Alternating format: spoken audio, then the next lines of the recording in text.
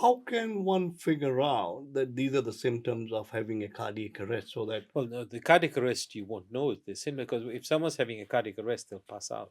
in layman's language, what exactly is cardiac arrest? Well, cardiac arrest is if for whatever reason the heart rhythm, your blood pressure will go down to, it'll just go flat. You've got no blood pressure, you've got no output, there's no perfusion of the brain, you're just going to pass out. At what age one should start having a regular heart checkups?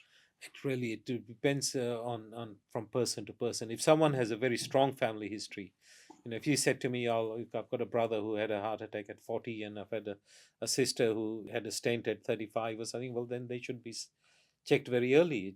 Maybe possibly in their 30s.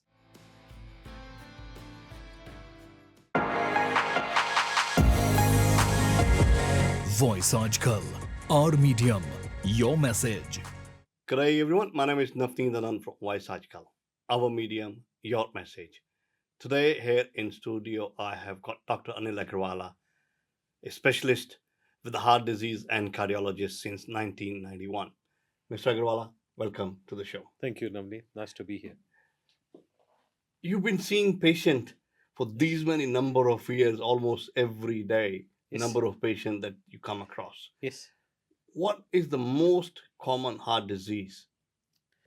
A common perspective, angina, coronary artery disease is probably one of the most common sort of conditions that we see. I mean, we get these patients referred to us every day. They're sort of bread and butter stuff, but it's really, we have to take one step back and say there are many, many other conditions which then lead on to that coronary artery disease. There's things like blood pressure, there's things like diabetes, high cholesterol, smoking, obesity, lack of exercise, poor diet. So there are lots and lots of things that implicate that cause this underlying heart disease. But not just heart disease, we have also got to think about cerebrovascular disease, strokes and things. We need to talk about peripheral arterial disease because they're the same risk factors. So unfortunately, a lot of the risk factors are not as aggressively managed as they should be. Particularly, both of us come from the Indian subcontinent. I mean, I've been here over 50 years. You've probably been a little bit less than that, but Indians in particular have very high incidence of these risk factors.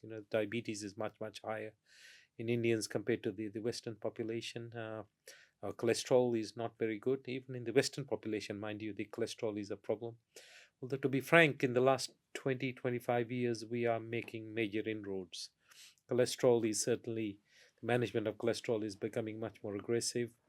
The incidence of heart disease has been decreasing. The number of people having heart attacks in the last 25 years has probably come down by about 50%. Mhm. And that's because we're sort of managing some of these risk factors better.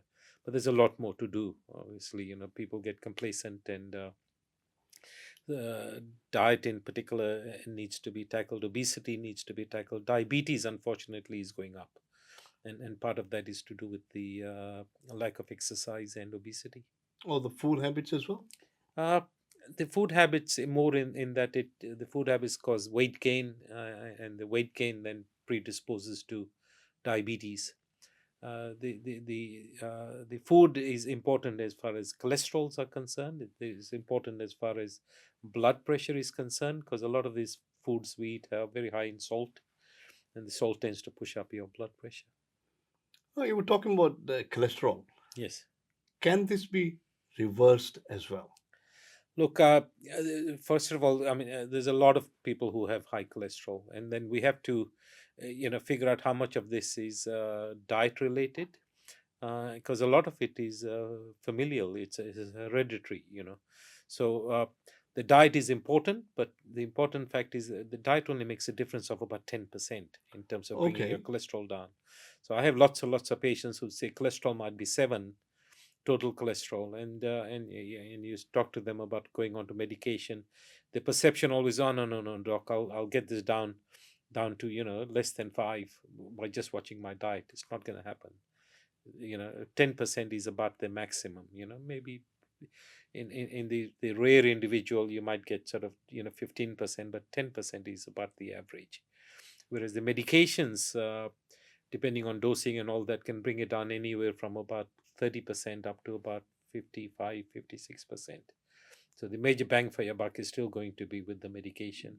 So by that, I'm not saying now, yes, medication is the only way to manage. It has to be a combination of medication and diet and exercise, so all three of them are very important. You know, diabetes, high blood pressure, Yes. they are both directly related to the heart disease. Yes, so there's a condition called metabolic syndrome, in fact, Mm-hmm. which is blood pressure, diabetes, obesity.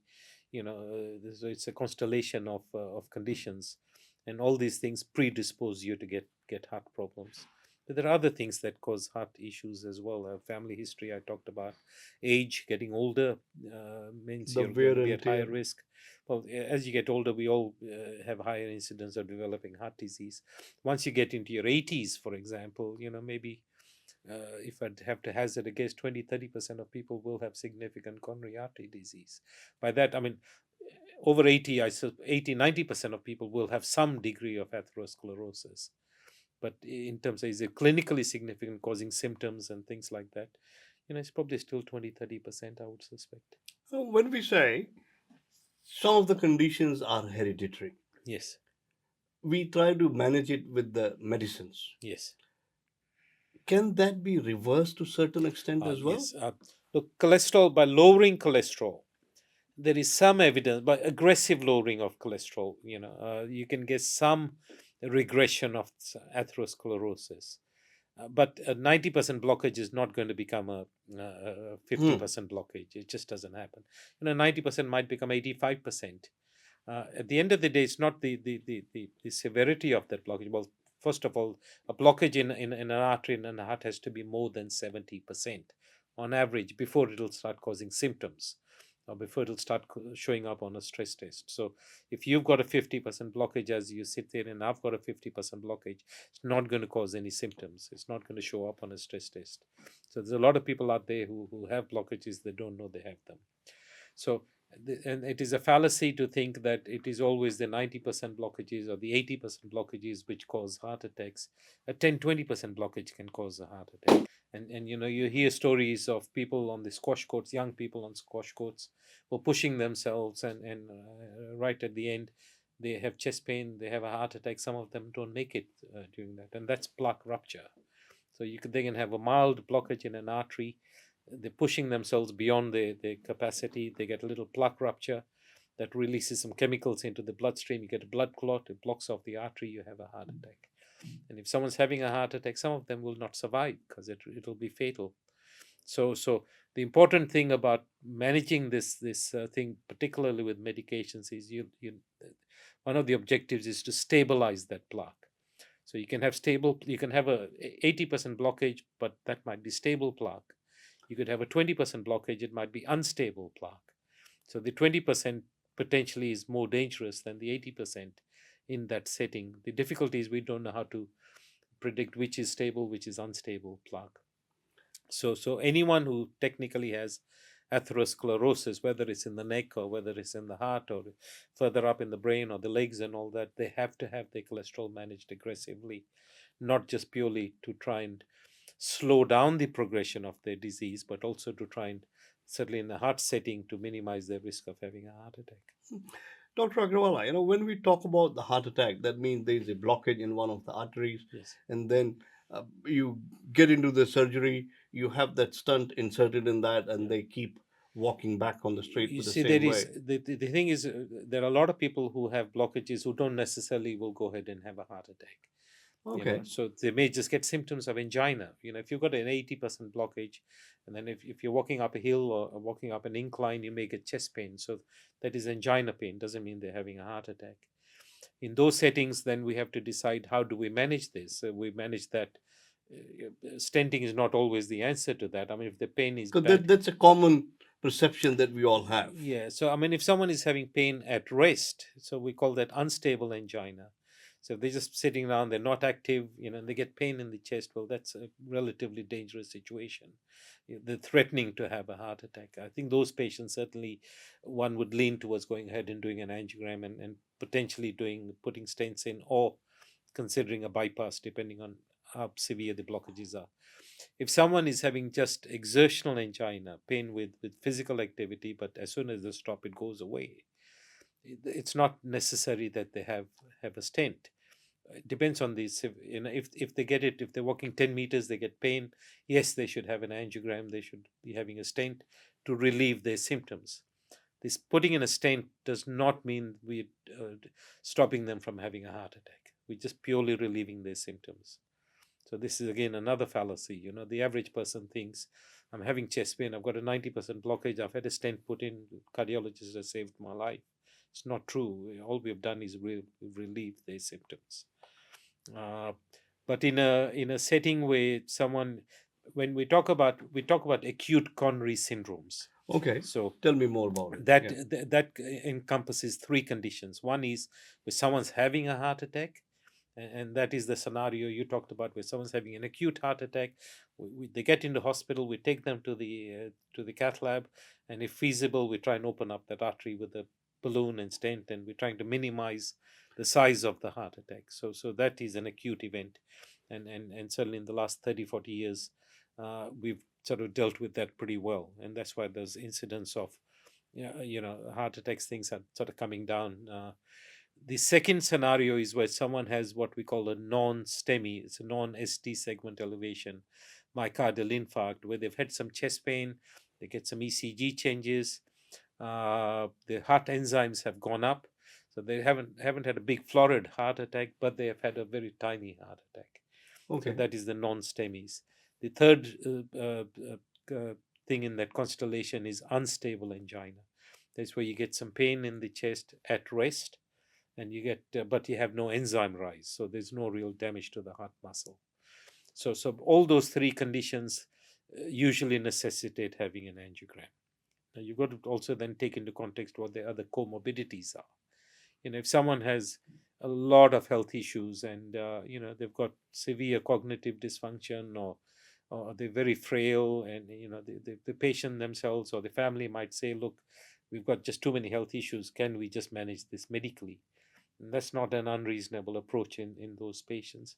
If someone is having, for example, metastatic lung cancer or bowel cancer, they've got, the prognosis is relatively poor, then we would sometimes lean towards managing them medically. If someone has a lot of severe kidney disease, and they're on dialysis, etc., then you've got to again think about, is it best that we intervene, or do we best manage this with medications alone? So every patient you have to try and treat differently. Well, giving an example of my father, who was 79 plus Yes. at the time, he was absolutely healthy because he had his blood test done. There was no Yes. problems at all. Cholesterol was under control, no diabetes, Yes. blood pressure under control. But one evening he just complained about having acidity. Yes. He just had some limca or something of that sort, Yes. went to take some rest, but he Yes. never woke up. He had a cardiac arrest. Right. How do we differentiate? Is it the acid or something happening with the heart? Look, sometimes it can be very difficult. I think if it comes on with physical activity, then it is more likely that it's going to be angina rather than reflux. We've got to keep in mind, though, when someone sometimes, if they've got a hiatus hernia or something, and or they have a big meal, and then they do some physical activity after that, then that sometimes can be angina because of the feed that they've had. So it might not necessarily be stomach related, it might still be angina. So I think if it's physical activity induced, assume it is angina till proven otherwise. If you've had pain after eating, soon after eating, then it's more likely, and at rest, then there's more chances that's going to be stomach related rather than angina related. But then if it's going up into your jaw, it's more likely it's going to be angina. If it's going down into your arm, Okay. both arms or left arm, then it's more likely it's going to be angina. If it is associated with profuse sweating or shortness of breath, it's more likely it's going to be angina. But I think to be on the safe side, if one is uncertain, it's assume it's angina till proven otherwise. So it's Yeah, my question would be, how can one figure out that these are the symptoms of having a cardiac arrest so that well, no, the cardiac arrest you won't know this, because if someone's having a cardiac arrest, they'll pass out. They pass Right. out instantaneously. Okay. Now, not everyone's who's having a heart attack will have a cardiac arrest. Hmm. Maybe 10% of them might end up having a cardiac arrest if it happens in a out of hospital setting, and unless someone is going to be able to do CPR, cardiopulmonary resuscitation, chances are they won't survive. In layman's language, what exactly is cardiac arrest? Well, cardiac arrest is if for whatever reason the heart rhythm, there are two predominant rhythms. One is ventricular fibrillation, where, Hmm. the heart is just stops beating. Instead of that rhythmical 60, 70, 80 beats, the bottom chambers is just like a bag of worms. It's just not contracting. And so your blood pressure will go down to, it'll just go flat. You've got no blood pressure, you've got no output, there's no perfusion of the brain, you're just going to pass out. It's an instantaneous, the person who's having it won't know. Right. So it is an Hmm. instantaneous event. The second condition is a thing called ventricular tachycardia. It's an abnormal rhythm of the heart, where the heart is sort of racing away. It could be 180 beats, 200 beats a minute. And usually if the blood pressure drops so low as a result of that, they would have a cardiac arrest. A lot of people who have ventricular tachycardia, though, don't pass out. Majority of them will just feel uncomfortable, they'll feel dizzy. And in that setting, one can usually resolve that by getting them to hospital, giving them some medication. Sometimes they need a shock on the chest. With ventricular fibrillation, you don't have much time. Usually within 3 minutes or so, you're going to get some ischemia to the brain. There's a very narrow window, and most people, as I said, within those 3-4 minutes, there's not enough time Mm. to get them out of it unless they get a shock on the chest. Right. Right. You know, on the other side, there are a lot of people who don't have the symptoms. Yeah. They are asymptomatic. Yes. At what age one should start having a regular heart checkups? It depends on from person to person. If someone has a very strong family history, if you said to me, I've got a brother who had a heart attack at 40, and I've had a sister who had a stent at 35 or something, well, then they should be checked very early. Maybe possibly in their 30s. There are, on average, you'd say once you get into to the age of about 50, you should really be starting to have a regular assessment. And it's really this is where the general practitioner needs to be very proactive. Depends on what other comorbidities they have. If someone is diabetic, or they've got difficult to control blood pressure, if the cholesterol is sky high, you might even start checking earlier, possibly in your 40s. Uh, there is a condition called familial hyperlipidemia, with patients' cholesterol maybe 8, 9, 10. Those patients really need to be seen even earlier, because it's really a question of when are they going to get blockages rather than if they're going to get blockages. So it all depends on what are the comorbidities you have, what your family history is like. Uh, but I think once you get into your 50s, you really need to be proactive, and at least have some sort of an assessment. Talking about the blood pressure, uh, Yeah. having extra salt may result in getting high blood pressure. Yes. Stress may cause high blood pressure. Yes. On the other side, having a low blood pressure is also risky. But Uh, out of the two, which one need to be focusing more to be you see, careful of? people inherently, there has to be a reason for having a very low blood pressure. Okay. And the average person does not get low blood pressure unless they're bleeding, for example, from somewhere, or they've got some infection on board, so the septic. So there are reasons for getting low blood pressure. Uh, Probably the commonest cause for low blood pressure is someone is on too much blood pressure medication. Okay. So a low blood pressure will cause dizziness and lightheadedness, and and usually if it's medication induced, well, it's easy. We just get rid of some of those medications, Right. or titrate them better. If it's to do with sepsis or infection and stuff, well, you treat the infection, they get better. If they're bleeding from somewhere, be it from an ulcer or a diverticular disease or something like that, then they may need to be transfused. Get the blood count up, the blood pressure will improve. So the average person doesn't really get low blood pressure for no reason. There has to be a reason for it.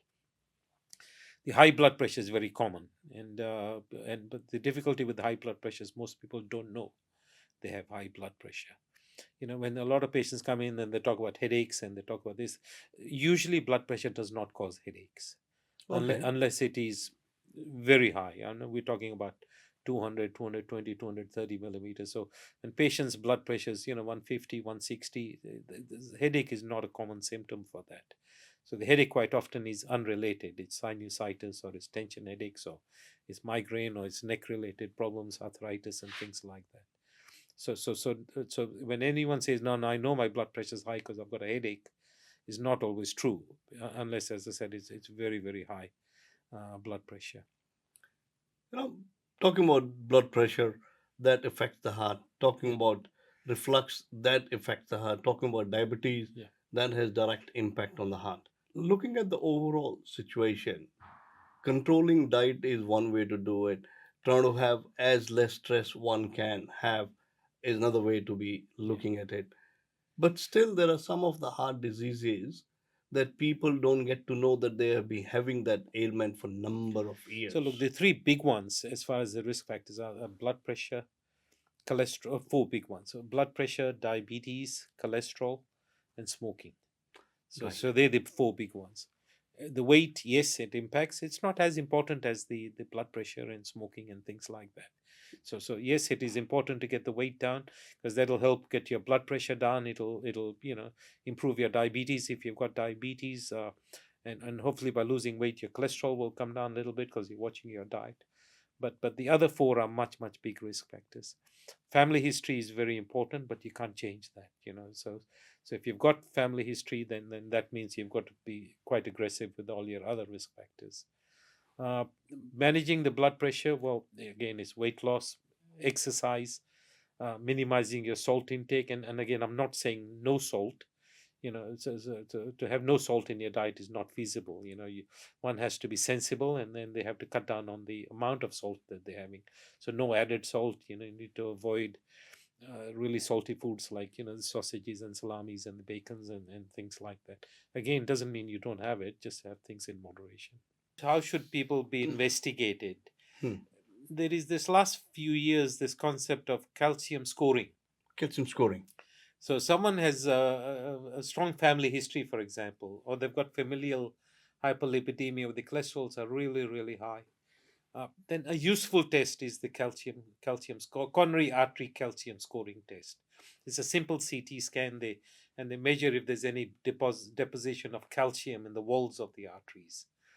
Now, so if they have that, automatically then says to us, yes, they have atherosclerosis. So the horse has already bolted. They've started developing some narrowings of their arteries. Right. One of the downsides of the calcium scoring is it doesn't necessarily tell you, is it a 10% blockage or a 20% blockage or a 90% blockage. So you could have a calcium score of 50 and yet have a 90% blockage. You could have a calcium score of 2000 and yet have only mild blockages. So it doesn't necessarily tell you what the But it severity of the triggers it blockage, but triggers it the heart triggers. check. It says, yes, you have already started getting problems. You now have to be super aggressive with managing all those other risk factors. The second way this is sometimes useful is, we have lots and lots of patients who cholesterol is sitting at 6 or they're sitting at 7. They've got some risk factors, but they're not keen to go on to cholesterol lowering tablets. They'll say, no, I'll get it down with diet. It'll never happen. So sometimes, to motivate those patients into going on to some medication to get this down, if you do a calcium scoring test, it comes back positive, then then they realize, hang on, this, I don't have normal arteries. The horse has already bolted. So then they're more receptive to sometimes managing this more aggressively with controlling the risk factors. Now, if there are some scenarios where, if someone's cholesterol is really high, or they're getting iffy type symptoms, and but their exercise test is negative, but they've got lots of other risk factors, sometimes we will then go ahead and do what's called a CT coronary angiogram. It's a Okay. CTCA. What So that exactly is is it? so that is where they get a needle, they get a needle, they get some dye given, and have a CT scan of their heart. The advantage of a CTCA, CT coronary angiogram, is you get a calcium score, but you also get a feel for how bad the blockages are. Are they mild or moderate or severe? And if they are sort of severe, then that then guides you in terms of should you be doing an angiogram, how aggressive are you going to be in terms of managing all their other risk factors. Thank So you. it's a useful test, and it's a simple test, but the CTCA is invasive. The CT calcium scoring test is non-invasive, so it's just a CT. The downside of this calcium scoring is it's not rebatable through Medicaid. Right. So it costs about $100 or something. I think most patients are happy to pay that. Absolutely. And a CT angiogram is more expensive. It's a little bit more invasive, and not everyone should have that. But there is a certain niche for that. How can someone tell the heart problems that they have that they can live it for a number of years without that being treated, or this is serious that I need to get into? Look. I think anyone who has heart disease should be treated. The treatment again involves controlling your risk factors. If they're smokers, they have to give up smoking. One cigarette is too many, and so they have to give up smoking. It's actually imperative. The cholesterol, again, if they've already got a heart problem, I mean coronary atherosclerosis, then the targets for cholesterol are different. So if someone has no heart issues, then we aim for a cholesterol of 5 or less. If someone has had a heart attack, they've got angina, they've had a stent, they've had a bypass, or if they're diabetic, for example, then we want to get their cholesterol to 4 or less. So the goalposts are different. Again, for blood pressure, we have to be quite aggressive. You mentioned about the difference with high blood pressure, low blood pressure. The high blood pressure is a much more common problem than the low blood pressure.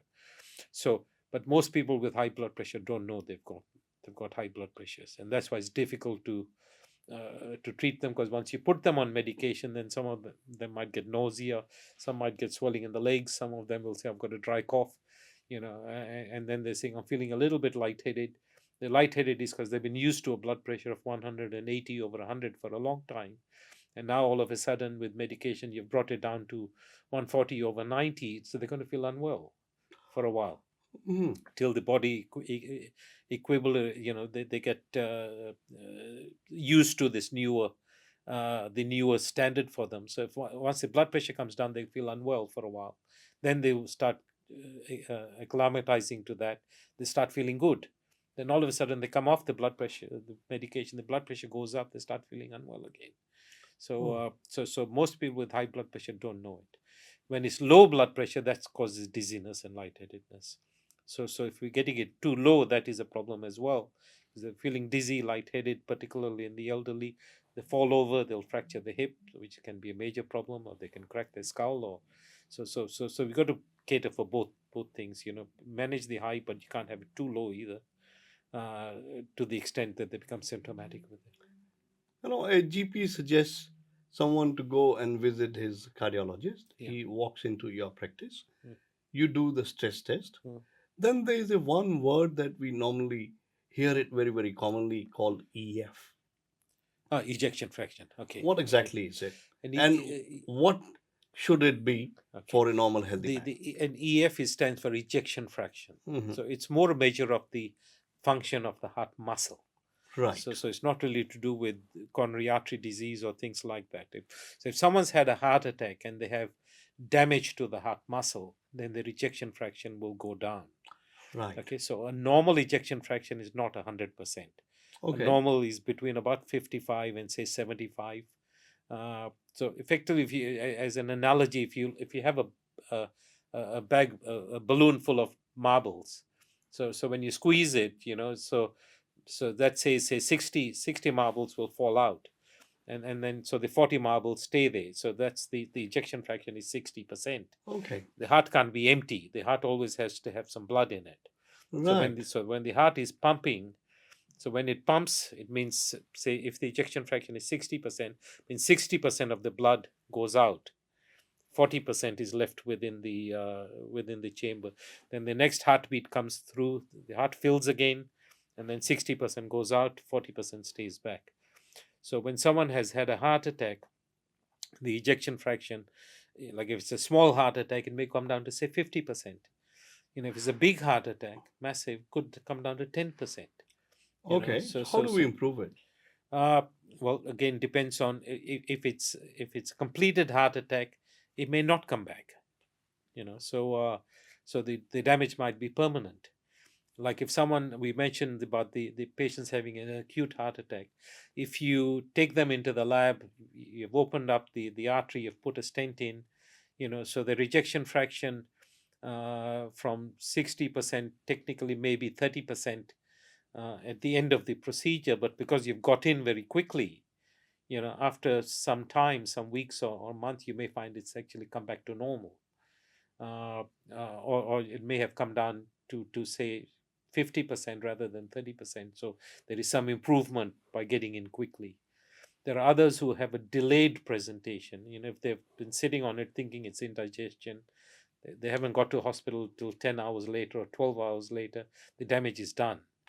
That means that it might not recover. In that case, if they're left with a 10-20%, then they have the so-called heart failure. So that is when we have to then try and manage these with the appropriate medications. Doesn't necessarily mean it'll reverse that damage, but it'll at least make the symptoms a bit better. When you talk about heart failure, Yeah. in my instance, my heart went down to 5% of its actual functioning. Yes. Rest of the organs went dead Yes. Yes. for a number of weeks. Mm. But eventually, slowly and steadily, things did come back. Yes. After this was ablation was done, AF Yes. didn't come back. Yes. Things have been improving to a level that I'm very, very satisfied at the moment. Touch Yes. wood. Under these circumstances, a person who had close to the heart failure or Yeah. had some of the organs which went dead Yes. and then recovered Yes. to a stage where probably by scanning their heart, no one can ever imagine that Understand. this has ever happened to them. Yes. Are they allowed to go back to the gym and do some of the cardio Yes. exercises? So first of all, to clarify, when people get a decreased ejection fraction, like you had, for example, Hmm. it is not always from a heart attack. Some people Right. will get an impaired ejection fraction because of viral illnesses. COVID, for example, resulted in people having severe cardiomyopathies and impaired ejection fractions. Right. Some people who have cancers and they get chemotherapy, that will cause it. Alcohol, binges of alcohol, or a lot of alcoholics can get cardiomyopathies due to damage to the heart muscle from alcohol. So there are a lot of other reasons why people get so-called damage to the heart muscle and cardiomyopathies and heart failure. So when someone has had has heart failure due to a heart attack, due to a big heart attack, a lot of them, it will not get better. Okay, some of it might improve a little bit, but it will not get better. If it's viral, then some of them will improve. Right. If it's usually from COVID, chances are it'll probably improve. Improve. Right. And therefore, the question in terms of who can then go back to the gym and who can't go to the gym Once it depends on how improves. much recovery you get. Right. So some people will go from an ejection fraction of 10% up to 65%. It's normal. So there's nothing stopping them from going to the gym. But then if someone Being moderate. but if someone's ejection fraction has gone from 10 to 20, yes, they can go to the gym, but they won't be able to do very much. Right. Because any little exercise they do will cause shortness of breath. So their exercise capacity is going to be limited by how much damage there is to the heart muscle. Someone with the EF of around 45, 50, 60, Yes. they go back to the gym. Yes. They still can do the cardio So exercise. they should be able to. Yes. But again, look, every patient is different. I mean, I can remember distinctly one patient I had 30 years ago. His ejection fraction was about 10%. He was skiing. He was happy to ski and he was able to do it easily, Right. which is very surprising because he shouldn't be able to. And then So miracles do happen. So it probably is 100%. one of And them. there are other people who have ejection fractions of 50%, but they're huffing and puffing and they get very short of breath. So their exercise capacity is very limited. So no two patients with the same ejection fraction are going to behave the same. Everyone is different. Stress impacts the heart. Yes. This is what we hear it very, very Yes. commonly. And some of the people come and say, I don't have any stress. I'm enjoying my life to the Yes. fullest. Yes. I'm working what I love to work about. I'm going to the gym. I'm going to exercise. I'm going for my holidays. Family is wonderfully well. Stress Yes. impacts heart. I think the stress impacts indirectly because it affects the blood pressure. Right. So when you're stressed, it's going to push your blood pressure up. It will it makes you more predisposed to getting rhythm disturbances. Skips and jumps of fibrillation, for example. Atrial fibrillation can come on with stress. So stress has indirect ways of affecting the heart. It doesn't per se cause blockages as such. Stress doesn't cause blockages, but it can cause rhythm problems. It can cause the blood pressure to go up. I suspect indirectly, if you're stressed out a lot, your diet is probably going to be affected as a result. Because you may be eating the wrong things when you're stressed. You may be drinking more. You may be smoking more as a result of the stress. So those are the things that indirectly impact the heart. What are Yeah. the top lifestyle changes one must do to improve the heart health? I think one is some regular activity. I mean, and I'm not talking about becoming gym junkies or so. I think they talk about 150 minutes of sort of brisk walking per week. So maybe 30 minutes 5 times a week. Again, it doesn't have to be running, doesn't have to be jogging, but just brisk walking. So that is good. Diet is important. So legumes, nuts, just a handful of nuts, more vegetables, more fruit. Weight loss. So regular exercise with weight loss. Watching your diet, and trying to minimize stress, which is not always simple. But if someone is calm and they're not as stressed, I think they feel more like wanting to exercise. They feel uh, they're happy to try and lose their weight and stuff. The general run of the mill things. But if you're stressed out all the time, you're not motivated to do the exercise. You're not motivated to lose your weight. Your smoking probably goes up. Your alcohol consumption probably goes up. So managing the stress is important. Gym, yoga, or walk? Look, I think walking is probably. I would probably suggest walking is probably the best out of those. I'm not. I think yoga is very useful for people. Most people probably don't partake in it, but it probably does help significantly. Uh, Jogging is. I'm not a great sort of proponent of jogging because it does. And it's good for your weight loss and mental being and everything else, but it does put significant strains on your knees and hips and things like that. We have to take those into consideration. A lot of joggers tend to end up getting these sort of issues as they go on, and we also got to keep in mind. I mean, this is probably a mind opener. A lot of people who are marathon runners, athletes, etc., get more calcification of their arteries. Okay, But the on the positive side, when they get this calcification of their arteries, it tends to be more stable plaque rather right. than unstable plaque. This is what was mentioning earlier.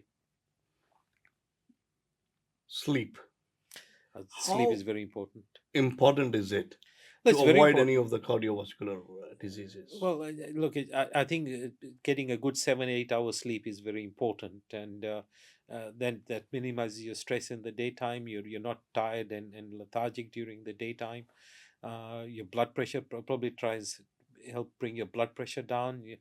People who get a good night's sleep, etc., probably have less rhythm issues compared to the people who are always sleep deprived. So, but is it as important as managing the blood pressure or giving up smoking or managing your diabetes or managing your cholesterol? Probably not. It's still important, but I would still put those other four at a much higher category. Sleep apnea. Yes. Does it directly affect? Sleep apnea makes you more prone to your blood pressure tends to be a bit high as a result of sleep apnea. There is more obesity associated with it. There is more tiredness and lethargy during the day. So one of the classical symptoms of sleep apnea is you're feeling sleepy during the day and you want to go to sleep.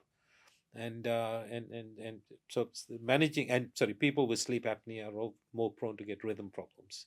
Right. Uh, so it's important to manage the sleep apnea. The first way to do that, obviously, is first diagnose it. These patients need to have a sleep study, and the only way to manage it is with a CPAP machine. CPAP machines. Yeah. Right. So, what are the routine tests that you suggest one must undergo? Uh, well, I think as a baseline, they should get a blood test. and Hmm. that's looking for your fasting blood sugar level. So you need to know, are you diabetic or not diabetic, or are you pre-diabetic, for example. You need to check your cholesterol levels as a baseline. I think once you get into your 50s, you want to have a check of your electrolytes and your kidney function. Make sure your kidney function is okay. You probably should have a check of your thyroid function, uh, and so mainly the blood count, cholesterol, some thyroid function. Those are the baseline sort of tests. So, how often should we do the blood test in a year? I think once you get into your 50s, it's probably a good idea to have it once a year. Depends on what the abnormalities are. If they're pristine normal tests, and if you've got no other comorbidities, then maybe even every couple of years is okay. But at 50, most people they will either have a cholesterol issue or they'll have something else going on. So if there's any abnormalities, I think it's a good practice to check it once a year. A lot of people ignore the symptoms, or probably they don't ignore the symptoms. They don't get to know that these are the symptoms Yes. moving towards the heart attack and all that. What should be one the most careful of? Um, I think if there's a change in their symptoms in particular, I mean, if someone is asymptomatic, I can understand they don't really want to get tested. But if someone all of a sudden finds that, they're mowing their lawn and they're getting a bit more short of breath, for example, well, there's a change. There's a change in pattern that says maybe something's going on here, and we really should have it looked at. Or if they're getting more, if they're mowing the lawns, or they're pulling the garbage bin, etc., they're starting to get a little bit tight in the chest. That's a suspicious symptom. Again, they should have it checked. So if there's a change in pattern of the symptoms, then it's advisable to get it checked. If they have risk factors, as I mentioned, if they've got family history, strong family history in particular, then it's important they have it checked out. If they're diabetic, then it's very important they get checked out for a lot of these other conditions, because diabetes is really bad for arteries. And if they're smokers, obviously they should give it up ASAP. And the smoking has come down, mind you, particularly in men. It has come down a little bit. In women, unfortunately, is still going up. So smoking is one of those big things that we need to be tackling. So, what are the common misconceptions that people have about the heart health? um, I think one of the things is never, it's not going to happen to me, because so that always is the thing, is people in denial. Eventually it'll happen to most people. As I said, once you get into your 80s, you're going to have some problems. uh, a lot of people, if they get some discomfort in the chest, they're always going to assume that it is reflux. And again, it's a denial thing. In the mind they know it's the heart, but they think it's indigestion, to the extent that I've got lots of patients who have actually had heart attacks. They've had stents put in, and then they have a recurrence of that pain, but they still think in their mind, now this is reflux.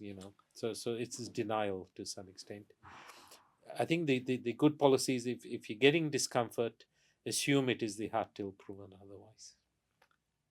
Before I wrap up, with the number of Indians living in Australia at the moment, Yes. are the people of Indian origin more prone towards the heart disease? 100%. 100%. We look, Indians, Fijians, Fijian Indians, we are all at pretty high risk. Uh, and the reason for that is the incidence of diabetes is much higher in people from the Indian subcontinent or from Fiji. Smoking, unfortunately, is still higher amongst the Indian subcontinent people. The cholesterol is not managed as aggressively, and the diet is poor. A lot of The Indian traditional diet. traditional Indian diet is poor, and mainly because most things are fried. So even if they're vegetarian, for example, so the protein content is less, a lot of carbohydrates, a lot of things are fried. So whether you have, any subjis you make, whether it's you know rajma or chole, or gobis, or whatever, all those Indian sort of things, they're fried. There's a lot of oil in them. And also then depends on what kind of oil are we using. So we say, olive oil or canolas, and those sort of things are preferred, but doesn't mean you use tons of it. Just you use little bits of it. But everything in there is this always argument between ghee and butter and this and that. Yeah, ghee is not bad for you, but in moderation. But we get a little bowl of dal, maki dal, and then you put 2 spoonfuls of butter on top of it. So Dal makhani. yeah, dal makhani, and then you had prantas, and then it's all butter on top. So it's not good for your health. What would be your final message for everybody Yes, who is going towards the age 40 plus, yes. the precautions one must take? I think they need to take one step back and say, what risk factors do I have? It's really very basic. I mean, am I a smoker? Well, best to give it up. Even if someone say, no, you only smoke one a day, it's not too many. One is too many. Uh, Blood pressure, they should have some regular checks of their blood pressure. And this is where we have an issue, that because in general practice now, a lot of patients go and see the general practitioner because of the volume of patients they're seeing and the pressure they're under. And also the pressure now to GPs to bulk bill everyone, which is not going to happen, because obviously they're not remunerated enough. They need to be remunerated more than they are. A lot of GPs won't check their blood pressure, the patient's blood pressure, unless the patient's asking for it. So my advice to a lot of patients is, ask for your blood pressure to be checked. Okay. And check and get a routine blood test, because you want to make sure, are you diabetic, or are you anemic? Have you got some kidney issues which you might not know you have? Have you got a thyroid problem? You might not know it till you get a blood test done. But that doesn't mean you get a blood test every 3 months. You get it done at least as a baseline. And then depending on what are the comorbidities you have, then the frequency can be determined depending on that, once a year or every 2 years, or it might be every 6 months, depending on what the abnormalities are. So manage your smoking, manage your blood pressure, manage your diabetes, manage your cholesterol, bit of regular exercise. So just some brisk walking 5 times a week is fine. And just a bit of watch your diet, get the weight down a little bit. The weight is probably not as critical. I mean, if someone is morbidly obese, 110 or whatever kilograms, 100 kilograms, then yes, they have to be much more aggressive. But you just have to deal with some basics, and as I said, the diet: legumes, more fruit, more vegetables, some handful of nuts. But then we've also got to be careful. Someone who's diabetic, who's then eating a lot of fruit, is not good for them, because there's a lot of sugar content in that. So you've got to take all those things into account. Thank you so much. Wishing everybody to have a healthy life ahead, healthy heart, and look after yourself. This is Dr. Anil Aggarwala, doing the practice in cardiology for more than 35 years. My name is Navneet Anand, signing out for Voice aajKal, our medium, your message. Dr. Aggarwala, Thank you. thank you so Thank you. much. Thank you, Navneet.